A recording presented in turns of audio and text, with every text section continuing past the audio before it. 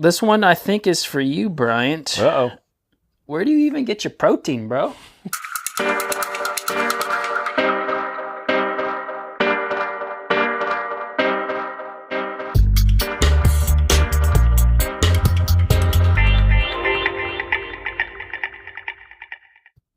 Welcome, everyone, to another episode of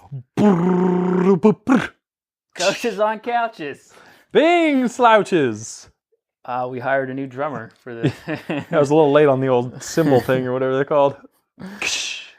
All right, so today we're going to talk. We're actually just going to answer some questions we've gotten from listeners and our athletes, and cover those. So you never know what you're going to get. It'll be a mixed bag today. It's going to be a total mixed bag, but kind of the stuff that I guess we could dive real deep into each one, but we're going to just kind of touch. Yeah, we'll try not as long of a topic as what it would be otherwise. If you want to ask a question live, you can go to the main BPC Facebook page and ask there in the live feed. Build, Peak, Compete, and because that's the one we're monitoring, we kind of simulcast in several places. So if you go there, we'll actually see it. If not, we'll get to it later. Or you can always submit questions that we'll answer on the live show at couch@buildpeakcompete.com. If you spell it wrong and go coach, it'll still get to us. I put the fail-safe. Couch or coach. Yeah. Stick with couch. So I am Coach Dale Sanford. And I am Coach Bryant Funston. We are the co-founders of BPC Performance Coaching, where we specialize in helping time-crunched athletes optimize their busy schedules so they can maximize their athletic performance. Every BPC coach is trained in our 5 pillars coaching system that has been developed over the last decade through our work with athletes of all ages and ability levels, from fresh off the couch to world championship competitors. You can find out more about BPC by going to buildpeakcompete.com, checking Facebook and YouTube at Build Peak Compete, or all upon that Instagram, no filter added, at BPC Performance. Hashtag BPC Performance. Hashtag no filter added. Hashtag no filter added. So actually, we do use filters, so don't hold us to that. Oh, don't want to lie. Don't want to be lying. Cool. All right. So a couple of cool little stats. Been looking up stats on the show, the podcast here. So we've actually been listened to in over 50 countries. 50 countries. Yeah. Number 5, I think, well, say the top 3. Top 3 obviously are U.S., the U.K., and Australia. Uh-huh. Number 5 is the Democratic Republic of Congo. Mainly because of our girl Meg Densmore out there. Shout out Meg. We've been coaching her on and off for a couple of years now, and she's about to do the Kigali half marathon. Super hilly, wow. You basically climb up and over a mountain. Where is the Kigali? Is it in the Republic of the Congo? That's a good question. It's somewhere around there. Somewhere around there. Yeah. I'm going to try to turn this on. So the top city outside of Memphis is Cleveland. So shout out to Cleveland. Shout out to Cleveland. There's a whole episode on Cleveland. Maybe that's it. Could be it. And then top episodes all time. The Lauren Paquette episode. Mm-hmm. Shout out to Lauren. She just had a great race. Yeah. Was it last week? 2 weeks ago? She ran a 4:13 mile? Yeah. Solid. That's awesome. Yeah. I love seeing it. Early shout out to Lauren. The episode with Brian and Sean, which kind of the race directors of Walking Tall 50K, and then third is the Training Age episode, which kind of catapulted pretty quickly to the top 3. Yeah, for sure. Because this is all time. So those are the stats. Now that you have those in your memory bank, let's get to it. Shout outs. We wanted to make sure people were actually listening. Yeah. We wanted to give you time to get on the live feed here. Shout outs. I'll let you lead it off. Shout outs. Dirty Kanza. That's been filling up the Facebook news feed for me. As people that went out to that event. Gravel's becoming a huge thing. And we had 3 athletes go out there for the 200-mile version. So there's multiple distances. I heard next year they're going even. There's another there was bigger an XL option, this I year. believe. Was it this year? XL this year. Okay. Yeah. So 200. There's a 150, but we had 3 guys go and do the 200. Hart Robinson ended up second in the single speed and 49th overall. Second overall in the single speed. Exactly. Yeah. One gear, 200 miles of gravel. Gear, and still went top 50 in the overall. He actually made it on to Cycling News, because Cycling News always has the article and then usually does top 50 or so.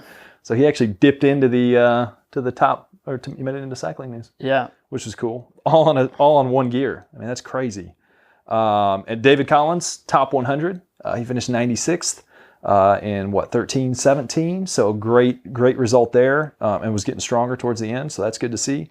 And then our homie Willis Porter ended up getting had some nutrition related gut rot issues, which is actually one of the things we'll talk about today. So he ended up having to abandon, but he still got himself a good day in the saddle, over 13 miles of fun. That's the big thing about ultra distance, man, is there's always the unknowns. Yeah. Always unknowns. We got to give a shout out though to Lucas Charles. Exactly. For running stellar support for all those guys, all the Los Locos team. If there's interest, I know gravel is kind of the big thing, and even like on our team page and stuff, people have been already getting excited about next year's who've never done it before. Yep. It seems like a lot of eyes are looking at gravel right now. So, maybe if anyone's interested, let us know. But maybe we get those guys in and just talk about the event, talk about how it was, the experience, the environment. We can even get more technical with it, but if there's interest in that, let us know. So I got another bunch of them here. Michael Ort out into the Grand Tetons, 5K and the half marathon 2 days in a row. It's flat out there, right? It's pretty flat. Pause on that. Literally, the second half of the half marathon is up the mountain, like 6.5 miles straight uphill. He was first age group on the 5K and 6 age group in the half marathon. Attaboy. Thunder in the Forest Triathlon was this weekend. We got to give a shout out to Kellan Maxwell for Kellan, hop cycling guy. Yeah, he ran me down, ran me down and took the win. Phillip Young, 3rd overall. Michele Weir was 5th female in the duathlon. Cliff Abeles, John Zinn, both had big PRs. Bobby Weakley was 6th overall. Greg Rohde, top 15, second age group. And then Todd and Heather Perkins, both hop people. Todd was 7th, and Heather was 5th in the tri. It's a lot of folks. It's a lot of folks. Yeah. And we can't forget Chad Haga. Can't forget Chad Haga. If anyone was watching the Giro, I'm sure all eyes were glued to it. Yep. Giro d'Italia, the Tour of Italy. Final stage, Chad Haga, U.S. guy, sets a blistering time in the TT, besting the guy who's the current world record holder in the 1 hour challenge. Yep. So he's the 1 hour record holder. Beats him by 4 seconds, and then holds on the rest of the day when all the rest of the favorites come in, taking his first win. That was a lot of time in the hot seat. A lot of time. And what was so cool is that you could tell like the amount of emotion that. Oh yeah. I mean, he was breaking down into tears when he kind of knew at the very end that he had it, and so that was really cool to see. He's an A&M guy, right? Aggie, A&M Aggie. Yeah, I think that's right. Yeah, I believe so. Texas guy. William Hennessey, one of Coach Chris's athletes, 3rd age group in the Braves 5K in the ATL. Bam. So all over the place. So before we get to it, we got one good luck. Wayne Gorzlek and Todd Perkins are headed out to Eagleman, 70.3. So good luck, fellas. Grip and rip. And Tony Gambrell as well should be racing this weekend. And it's kind of a last minute thing. The weather's looking spotty, but good luck to him. Yep. And all of our friends and athletes going to Rockabilly Grand Prix. Exactly. If you're not signed up for Rockabilly, you need to get out there. Now. All right. So on to the questions. That was quick. That was pretty quick. Hey, we love our athletes. Longer. We love giving shout outs to them. Yeah. So we're just gonna, these are literally in no particular order. So we got one already, so let's just touch on that real quick. Go for one it. Already online, so we don't forget about it. Our boy Jay-Z, Johnny Zinn. Oh yeah. How do you make this rain stop? There's this thing called a rain dance, and you literally just go outside in the pouring rain, and you pat your belly and or pat your head and rub your belly at the same time and spin 3 circles and walk back in. It usually takes care of it. Yeah, it's fail-proof. Yep. Cool. Moving on. All right. So question 1, we won't name any names so that nobody just whatever. We'll protect the innocent here. Yeah, some of these are athletes, so we like to keep confidentiality with our... Should I train using TSS? So should I train using training stress score? Yeah, for those not familiar, just really quick rundown.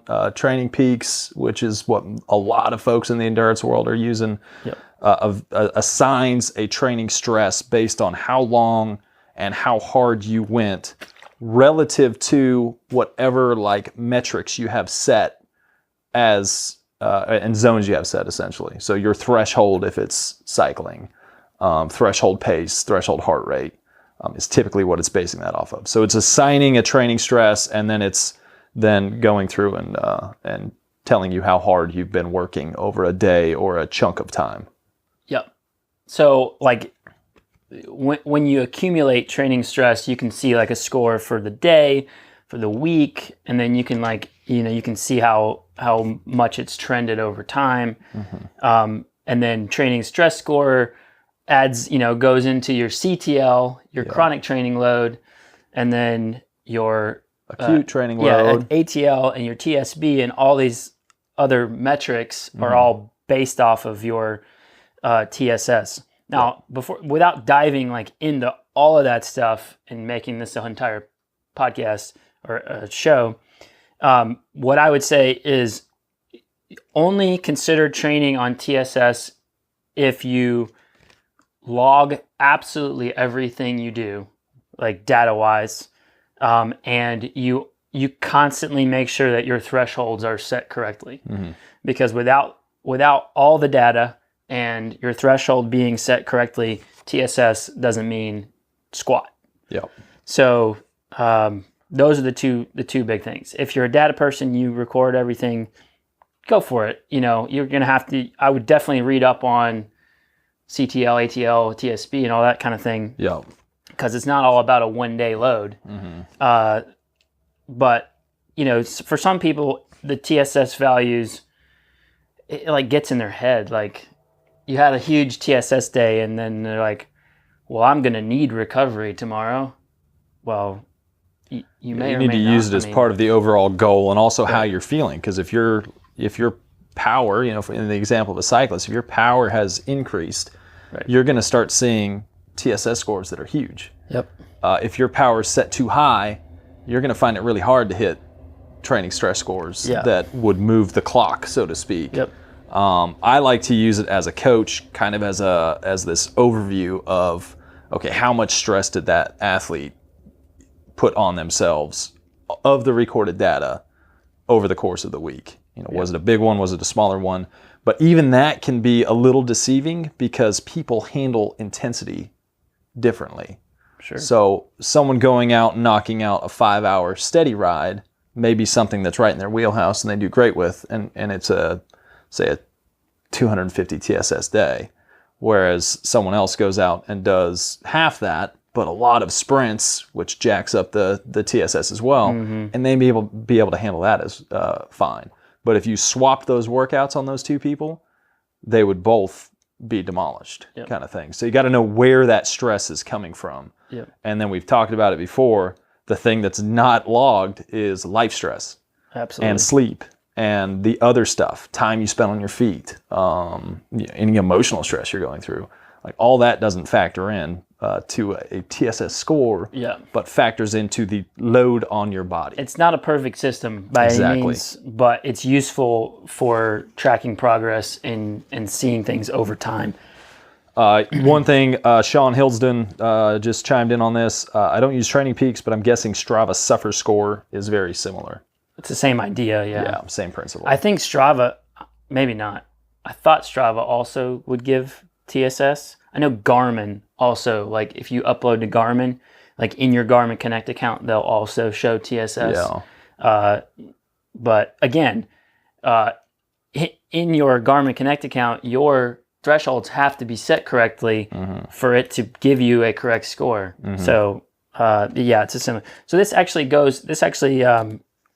like segues pretty well into the next question, which is why are my numbers on the trainer so low?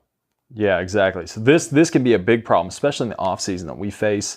And for a trainer, those that aren't familiar with this, an indoor like cycling trainer, where you're set up on a stationary trainer indoors.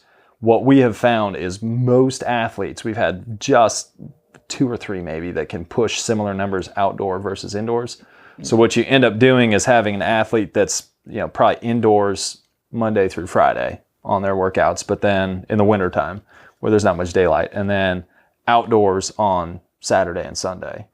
And so the ability to push higher power means your zones are essentially different outdoors versus what they are indoors. So if you're seeing lower numbers on the trainer, you need to adjust your zones. If you're spending, we always tell our athletes, if you're spending most of your structured training on the trainer, set your zones based on the values you're getting there. Don't set them on what you found was the highest you've ever done. Yeah. Based on an indoor FTP test. Exactly. Yeah. So base it off indoor. But then you need to essentially adjust. If you're going back and doing training stress, you need to adjust your training stress on your longer stuff, because your longer stuff's going to look a lot harder than it actually was on you. Yeah. But you are not alone in that. Generally, we also see lower heart rate numbers indoors. So whether it's power number or heart rate numbers, typically, and to throw just kind of a random, maybe 5%. It may be, we've seen close to 10% for some. Yeah, I mean, so there's a range, and it depends on the person. I've seen as much as in a similar time of year, seen as much as like a 30-watt swing. Mm-hmm. Between an indoor similar effort to an outdoor effort. Mm-hmm. I mean, it can be big, but you kind of have to adjust for it, especially if you're using TSS in your training. Yeah, otherwise, again, training stress, it can still be used. I mean, if you're doing similar rides, you can still use it as like a benchmark kind of thing, like was this week harder than last week? But it's not so good in telling you how hard a specific day would be. Still got to listen to the body.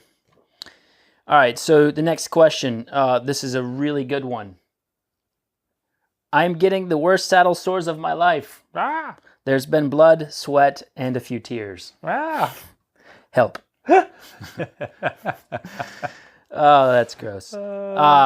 Let's start this by saying we are not medical professionals. No, I was going to roll that out here in a second, but... Okay, good. Yeah, not a medical professional, but... We do recommend lancing it. Yeah, just jab it with something. Preferably a lead pencil. Pencil. No, don't do that. Yeah, I mean, saddle sores not uncommon, obviously in cycling, and really like in triathlon, the deeper or the smaller hip angles tend to lend themselves to more saddle sore issues. First check is always how old are your bibs. So if it's come on recently, if it's like you've been fine forever on this bike and then all of a sudden you're getting saddle sores, check your bibs to make sure they're not, or your shorts, whatever you're riding in, to make sure that they're not like old and worn out, so they're like staying in place. Or just ask the person who drafts behind you.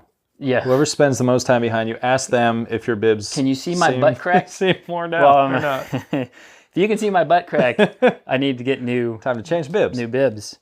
Boost up the chamois a little bit. Yeah. So, check the bibs first.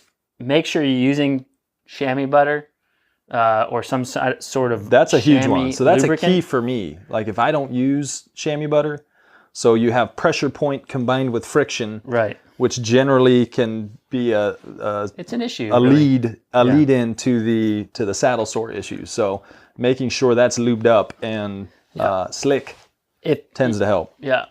But if you've been chronically suffering from saddle sores, my first thing is get a bike fit. But if you just refuse to pay for a bike fit, start to first check your saddle tilt. Yeah. If the saddle, I always tell you have to level the part of the saddle that you're going to sit on, not the entire saddle. You don't just level out a saddle.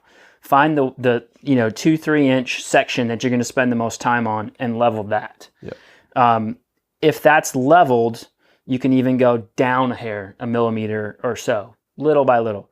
But if it's not going away and you've fixed the tilt, let's start to drop the saddle. Like probably 9 out of 10 people who come in for a bike fit that have been suffering from saddle sores, seat's too high, and usually grossly high. So, I would start to bring the saddle down by like 3 mils, 4 mils at a time, and you'll kind of start it, like after the first change. If it doesn't go away, you can start to make smaller increments. But if you're getting saddle sores, like there's a good chance that the saddle's just way up in there.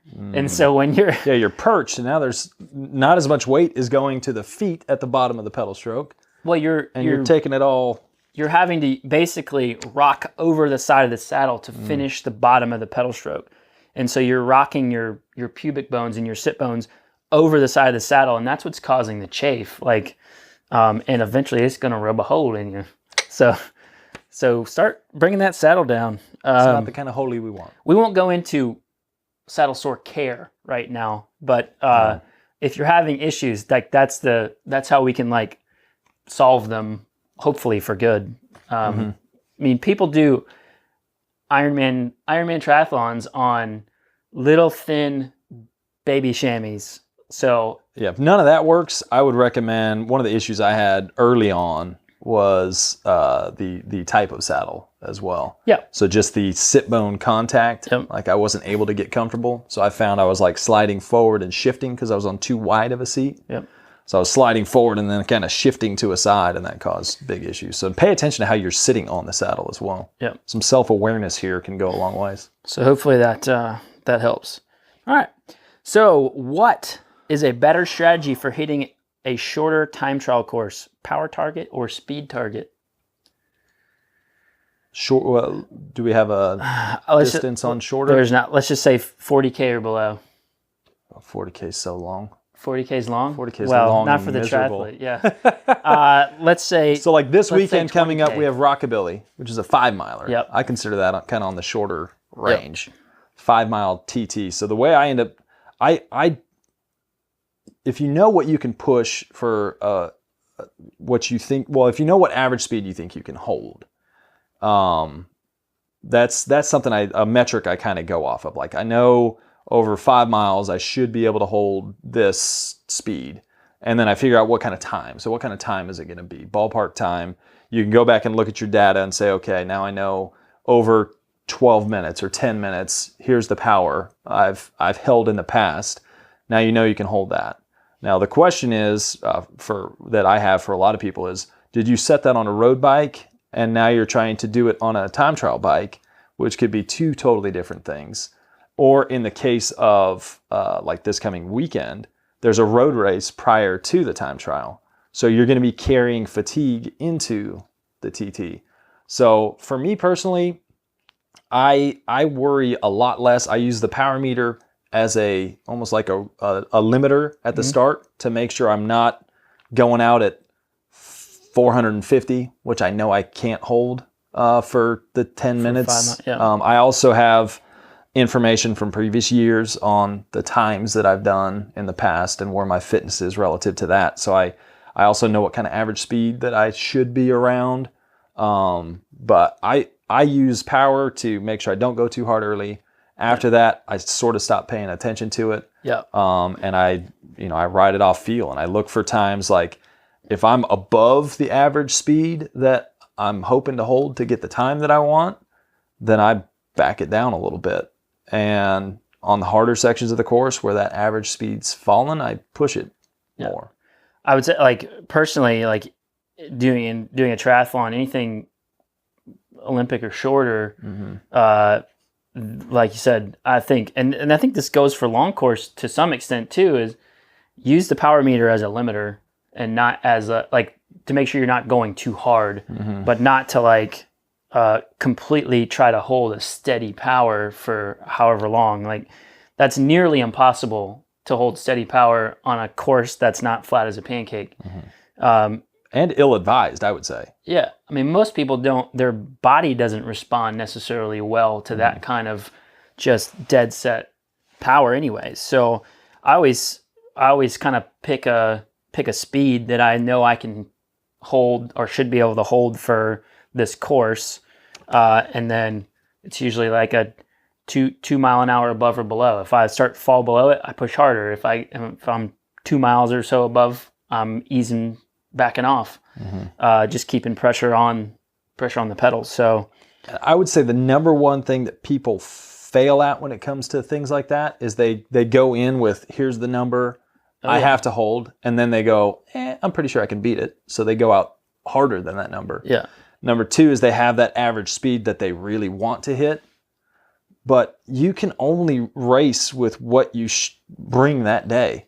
I mean, you don't know whether you may be getting sick, or you may have had horrible sleep, or there could be so many things. The course could be racing slower. It could be a headwind at the wrong spots. And there's so much that can go into that. Or maybe you didn't recalibrate your power meter, or something's going off with that. And so now you're totally under or overriding. The biggest mistake people make is not listening to feedback from their body and paying attention to perceived effort. You got to listen to yourself. And the goal is to get the most out of yourself on the day. Don't become so engrossed with what number am I hitting, and instead push your body. I just thought of like probably 4 or 5 stories where just from our athletes who had like their best day when their power meter died right before the race. Like, because they just weren't paying attention to it, and they just pushed what they could push. Exactly. Awesome. All right, so next question here. This is a hydration related question. I did a preload the night before and the morning of a race, and it was really hot, hottest day of the year so far, and my hands and feet swell. Did I overdo it? So a little background on this person. First off, preload. Yeah. What is a preload? So, and then the background. Yeah, preloading is not just fluids. Preloading is fluids with a high concentration of sodium.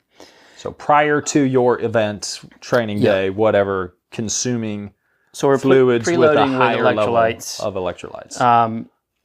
This person did it the night before and the morning of, so that's a decent amount of sodium. Knowing this person, they have a high sweat sodium concentration. So that's why they're doing it both the night before and the morning of. Most of the time. Meaning they're very salty. Yes. Salty They put out a lot of salt in their sweat. So, for most people, you'd probably only preload in the morning. This person knew it was going to be hot. It was over a 10-mile run, and has a high salt sweat. So hands and feet swelled, and asking if they overdid it. So what I would say is, when you're dealing with like the hottest part of the, like, not being acclimated for one. That's a huge thing. And then all of a sudden it gets super hot. Your body does whatever it can to cool itself. It's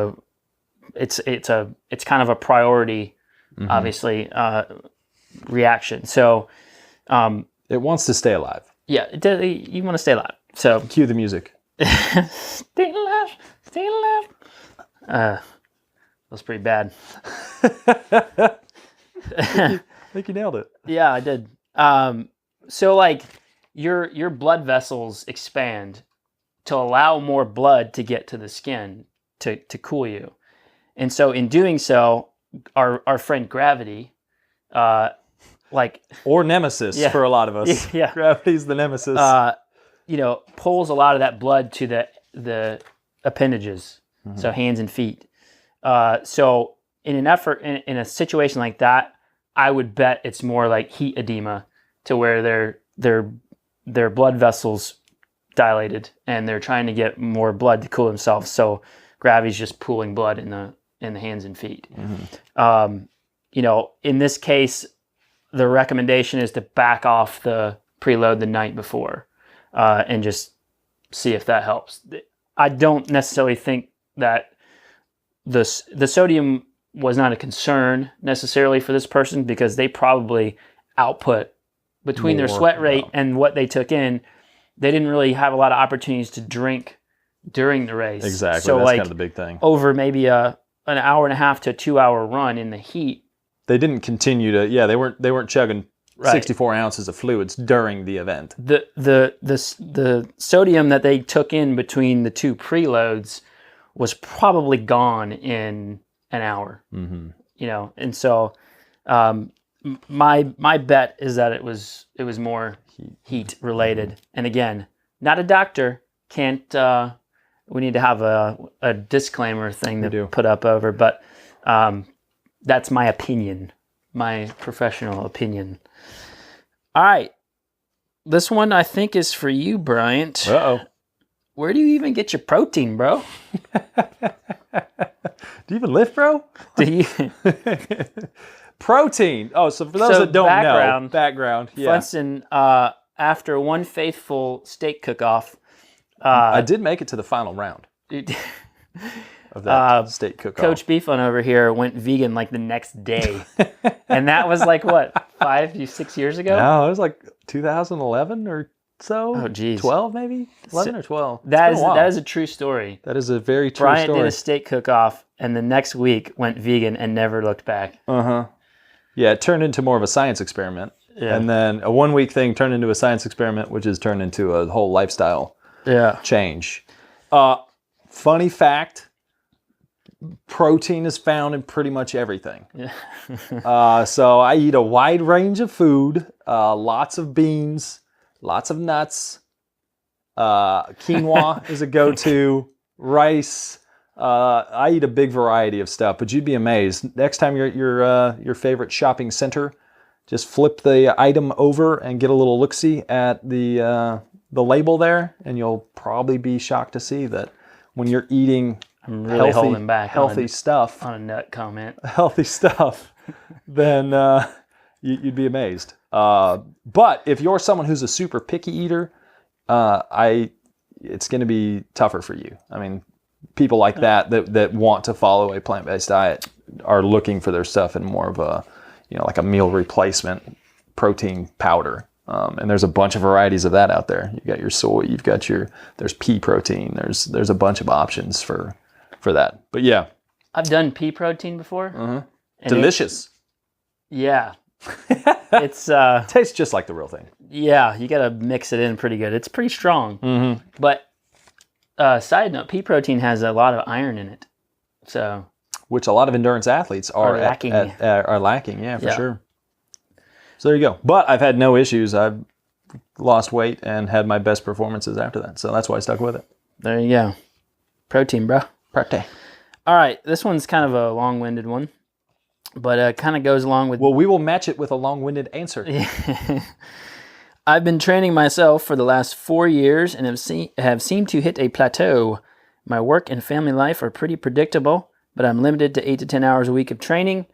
I'm getting frustrated because I'm not getting faster and in some cases losing speed in single sports. We're just assuming it's a triathlete. Mm-hmm. Where should I concentrate my efforts to break through this blockade? So, I would encourage just only doing group rides and runs. Ride hard every day. Uh-huh. In all seriousness. Yeah. So without like actually diving into this is probably the story we get like behind like at least half of the people that contact us for coaching. Like they've done it themselves for so long, they're not really making the improvements they're hoping to get. So without knowing exactly what you've been doing, it's really hard to say where that needs to be concentrated on. But the process that we go through when we take on a new person is we look at what you've been doing, and then we'll find your limiters. And usually what you've been doing is what you're best at and what you like the most. Yeah. We like what we're the best at, and that's usually what we gravitate towards. So find out what you've been doing the most. Yep. And we're going to repurpose... Do less of that. We're going to repurpose some of that time into what you've been doing the least, or, work some more quality in. But really, realistically, what you're looking is, what are your limiters right now? And you have to be specific with these because that's going to determine the workouts you need to be doing. So it can't just be like, my swim sucks. Yep. That's a limiter, but that's like a gross limiter. So like, what specifically about your swim sucks? Is your technique is horrible. You feel like you're drowning when you get in the water. You can only breathe, you can only make it 25, without having to hold the wall, whatever, like that's the kind of thing you need to dive deeper into and say, okay, this is what I'm really poor at. And then, like for running, you may be decent at like longer runs, probably because you've been running easy a lot. Mm-hmm. If you're struggling to gain speed on the run, like how much are you running hard? How much are you running fast? And I'm not talking about just knocking out interval workouts all the time, but if you're not doing any faster paced running, you are not going to get faster, especially if you're time limited. And usually what we see is people overrunning the easy stuff. Yep. So they aren't able to run fast on the hard stuff. Yep. Like usually that's kind of one of the first things we see. You need to go into those fast runs with slightly fresher legs than you would have otherwise. If you're always running the same pace. Yeah. You get locked into that pace. You get locked in. You're pretty good at it. Mm-hmm. Like going back to swimming, like for most people, adults who learn how to swim and get into triathlon, it's technical. Like, so you do need a little bit of, this is kind of a misconception sometimes, is that I need to go to a swim coach right away and get my technique looked at. But you do need some sort of base fitness in the water to even improve in your technique, because if you can't physically practice new movements for more than a 25, it's going to be real hard for you to get like better at that. So we need to have some sort of base fitness and be able to do like a 100 or a 200 straight, so that you can actually focus and do hard focus on technique, if that's your limiter. Mm-hmm. For what I would say for a lot of triathletes, besides technique just being poor in general, on swimming? Are we still swimming? Yeah, okay. Swimming. You're probably not swimming enough. If you look at the breakdown between swim, bike, and run, you may be swimming 3 times a week, but you're really only swimming for like 30 minutes 3 times a week, whereas you're probably getting in 3 hours of running and 5 hours of biking or something like that. So the time, even though it's not a longer part of the most races, this is still an A to B race. The swim still counts. Yeah, where can you make up the greatest amount of time? Right. If you're a horrible swimmer, it may not be the longest leg for most people, but it may be where you're hemorrhaging most of your time, where most of your gains are available. Yep. So I would say running, generally people aren't doing enough fast running. Not hard running necessarily. People run hard, but they're not running fast. They're not practicing fast. So look into that. On the bike, I think we can both agree most people either don't really ride enough or they ride too hard all the time. Mm-hmm. So if you're doing nothing but group rides and like most of them are hard, you're probably you're not putting enough quality into any given day to like gain fitness, or you're just always crushed and it's affecting the other 2 sports. Yeah. And more specifically, it sounds like you're done with the triathlete side. Yeah, go for it. For a road cyclist, so what we always see this time of year is group rides start back up, and the structured stuff has gone away from the winter time when people were doing those solo, trainer blocks. And so what you end up doing is you end up getting really good at the group ride that you're on.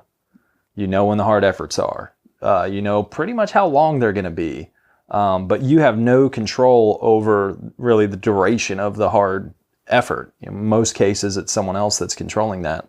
And what we see is a fall off in longer duration stuff.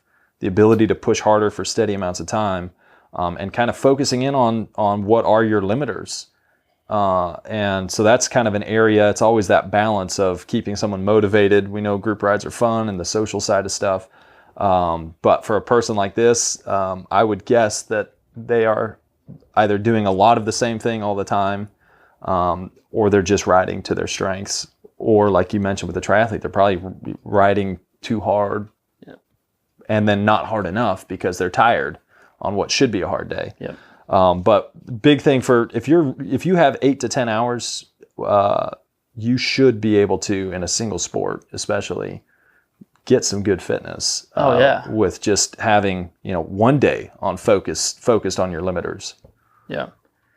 Yeah. I mean, again, it's hard to really like give a great plan, because that's generally why people come to us for coaching, is it is the value, to make the plan and to figure out those limiters for them and then restructure everything to tackle those. And one thing I'll put in there is, realistically, for a triathlete, especially those who have been in the sport for several years and been training like consistently for several years, it is very hard to make improvements in all 3 sports throughout the year. Yeah, that is a good thing to add. Like, it's hard to even see big gains. When you first get into the sport, people tend to see like, percentage jumps in the teens or better, where you're getting 15% increase in power, or dropping, a minute off your run pace. And then once you start getting more fit and everything starts getting more dialed in, you're kind of fighting for seconds rather than minutes. Yep. And that takes as much, probably more work than early. So don't be discouraged that you've only gone up 5 watts over the year before at the same time of year. I mean, that if you've been at it for a long time, 5 watts can make a difference. Yeah. Yeah, that's a big point. I mean, people we've been coaching for, some of them 4 and 5 years straight, and they've been pretty much on it straight. And, you get to the point where now we kind of have to put the time into improving this one major thing that is their limiter in the sport that they do. And then we either have to try to make very minor improvements in the other 2, or just maintain their fitness in the other 2, because the time that we have to put in, they're normal people, work, family, jobs. The time we have to put in to get those improvements is going to have to take away from something else. Like, there's no ifs, ands, or buts. This is also a great time to start thinking about, where are you also losing? Like, where else can you make it? Is it nutrition? Like, something that doesn't take a part of that 8 to 10 hours. Like, can you improve your nutrition to get better? Your transition, in the world of a triathlete. Is it your transition? Is it, maybe this is the point in time where you start looking at equipment upgrades, if you're really battling for seconds now. So that could be something. Marginal gains here? We're getting into marginal gains now. All right, we sort of got off. All right, so next question, fairly nutritional. We said we'd talk about it. How do I prevent gut rot?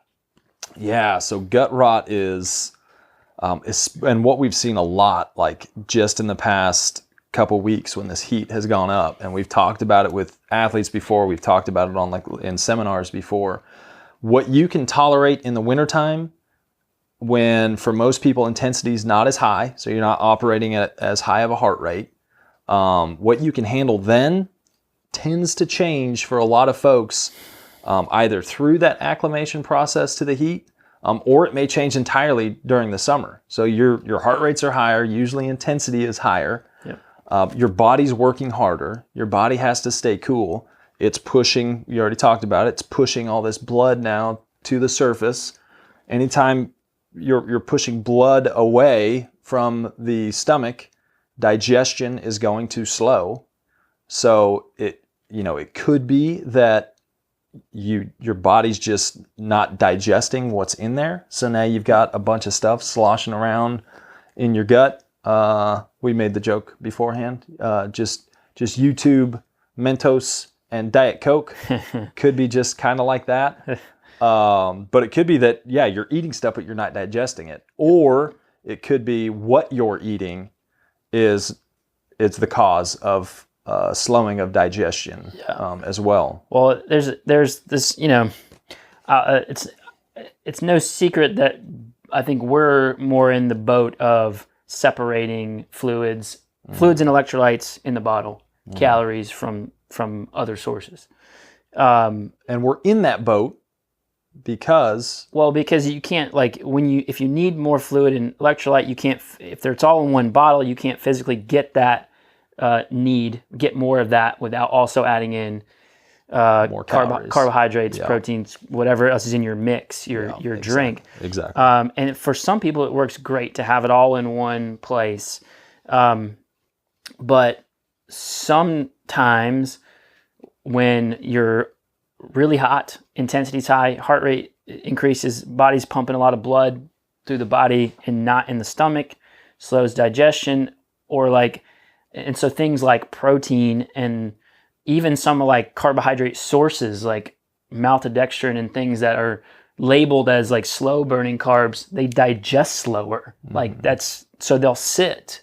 And so you get this full feeling where I don't want to drink or eat. That's like the worst case scenario. So you've got to play with the sources of electrolyte and fluid and calories in the heat at the intensity you want to race at. And sometimes it's just hard when the heat sneaks up on you. You didn't have time to test it, and stuff that's been working may not work anymore.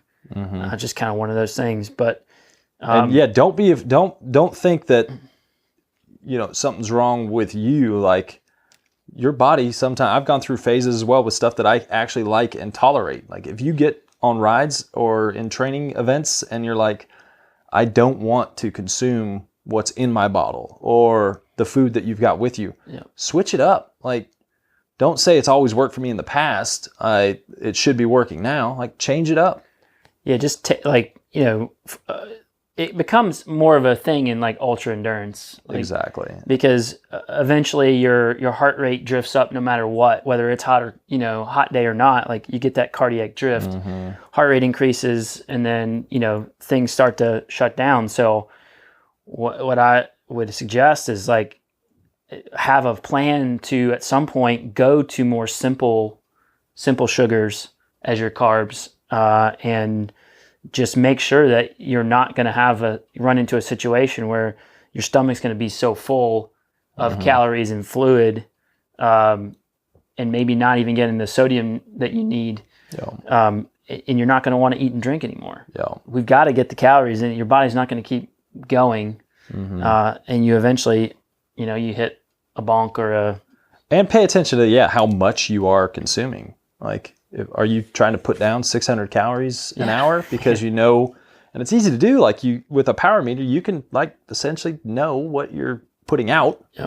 And so if you're trying to match that, in some situations, it's impossible to match the calories you're burning and consume and process and digest those calories.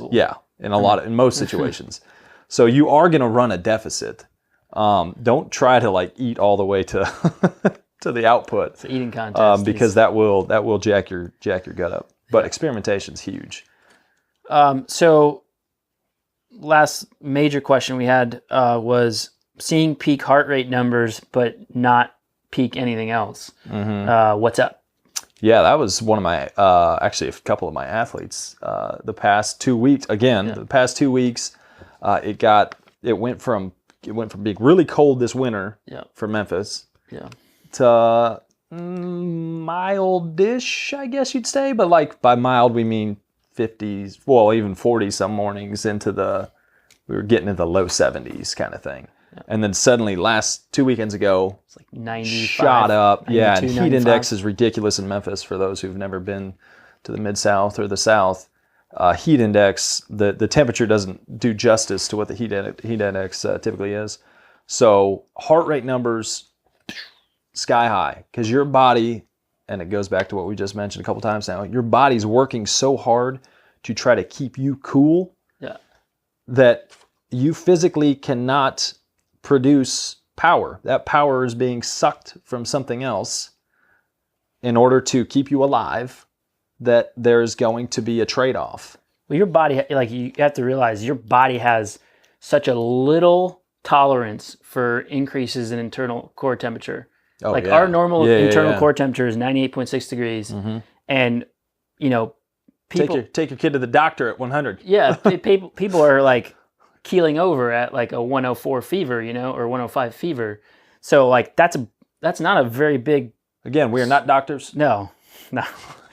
Anyways, higher, it's a fever, like at least, you know, like a 103 is a pretty bad fever for a lot of people. Mm-hmm.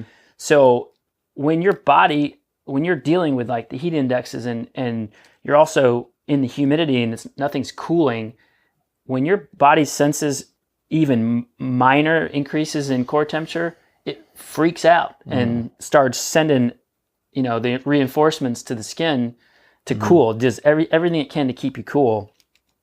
And so like so many incredibly weird things happen when you're not acclimated and then all of a sudden it gets hot. Yeah.